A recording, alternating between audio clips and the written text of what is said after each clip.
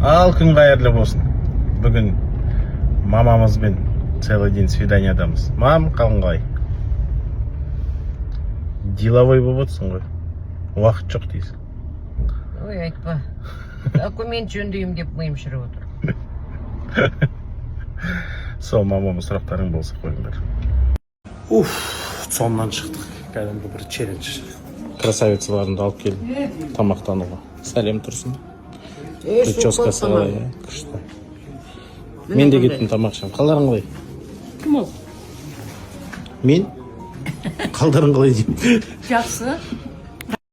Бүкіл көрермендер мені уайымдама, бәрі жақсы болады деп кәдімгі сөздерін айтып жатыр. Рахмет сіздерге. Бірақ ең көп уайымдайтын адамдар міне осы.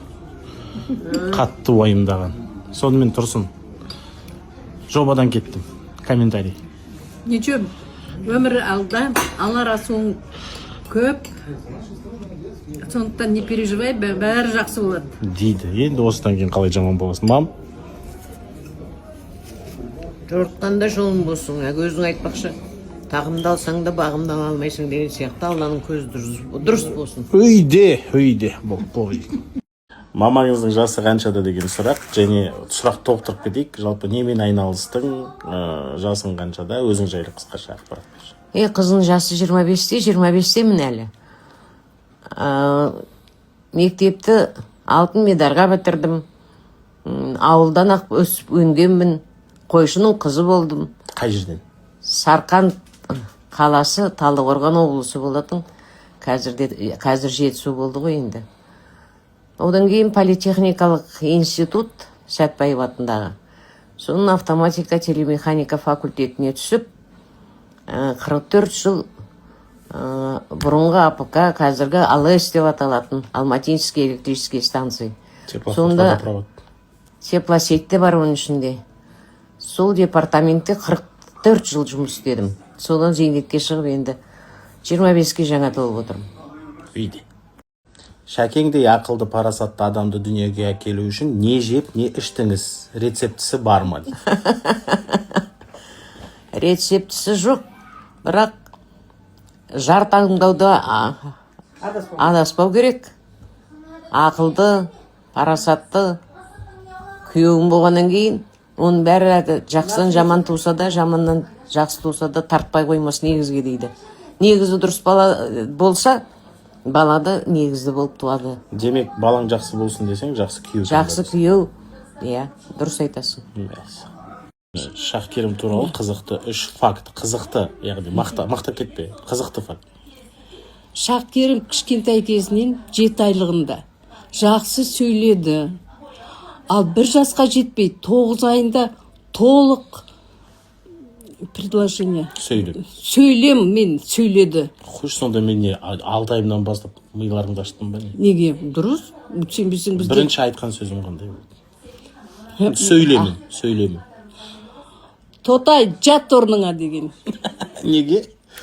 Тотай ұйықтап қалған ғой. Ол қаншада? 9 айда ма? 9 айда. Мәссаған, шынымен ба? Шын? Тотайда жазуы бар ғой. Өзіме де таңсық дүниелер естіліп жатыр. Жастайынан ән айтты. Болды, мақтау кетті енді. Мына жерде енем 7 жыл бойы күйеуім екеумізге қарсы соған ойыңызды айтыңызшы, ене ретінде деп сенен сұрап отыр. Не үшін қарсы? Кім қарсы? Себеп бар ғой, енесі қарсы. Қандай себеп болды? Білмеймін енді оны. Келін ұнамайды. Ол енеге қандай кеңес бересің? Енді жастар кейде білмей қателіктер жібереді, кешірімді болу керек. Өзін енесі сол келіннің орнына өзін қойып, мен не істер едім деп өзіне сұрақ берсе, содан кейін өзі не істейтінін соны істейді. Күшті жауап. Ой, жаңағы сұраққа Тұрсынның да жауабы бар. Енем 7 жыл бойы күйеуім екеумізге қарсы соған ойыңызды айтыңызшы, ене ретінде деп. Ене ретінде айтайын. Ене ретінде айтайын десем, енелер келіндерін, қыздарын қалай жақсы көрсе, келіндерін солай жақсы көру керек. Содан кейін енелер келіндерін өздерінің семьясына үйренгенше бөлек тұрғызу керек. Сондықтан енелер қыздарыңдай көріңдер келіндеріңді. Сендердің қыздарың да біреудің келіні. Сондықтан әр уақытта келіндеріңді қолдап, қоршап, тәрбиелеп отырсаңыздар, сіздерге келіндеріңіз де жақсы қарайтын болады. Қызыңыздай болып күтетін болады. Тегінде бөлек тұру керек жастар. Ең болмаса бірінші 5 жылда сіздерге үйренгенше ол да біреудің ардақтаған алақанына салған ерке қыздары. Сондықтан келіндерді жамандауды қойыңыздар, енелер, ұлдарыңызды қызғанбаң.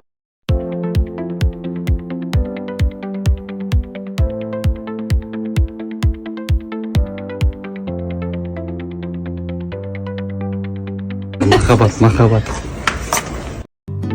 Махаббат деген қандайды, қарасаң көзің талмайды, сағынған жанға жете алмай, қаншама күн.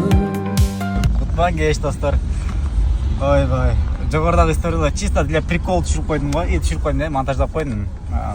Сен не шығарып отырсың ана мына деп жүрбегілі. Мен шығарсам ғана көрініп қалады екен да, ал истористер ше. Кейбір адамдар жазып отырады маған ше. Сезім бағын өзінің главный аккаунтында тұрады ғой. Как будто мен шығарсам еле вау болып кете тұрғансың ше. Ал жерде чисто прикол, достар.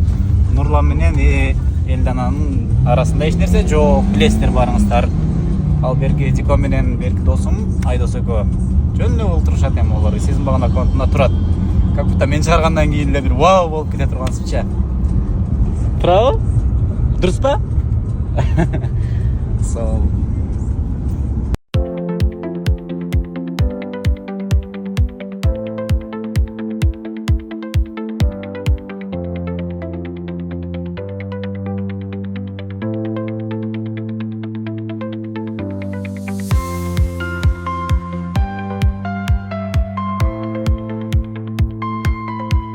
Қалай әсел? Жақсы, өзің қалайсың? Жақсы, амансың. Демалыс қалай өтті? Жақсы.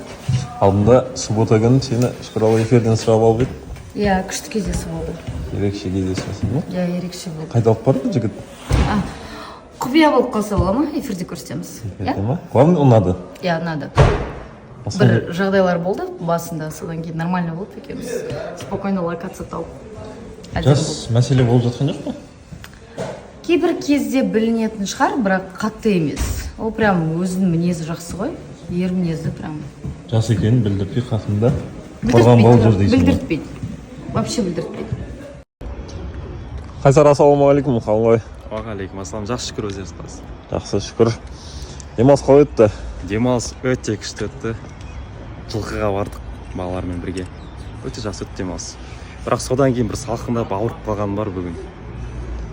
Тезірек жазылып кетті. Алдында алғашқы үміткерің келген болатын. Қалай болып жатыр таныстықтарың? Қызынап жатыр ма?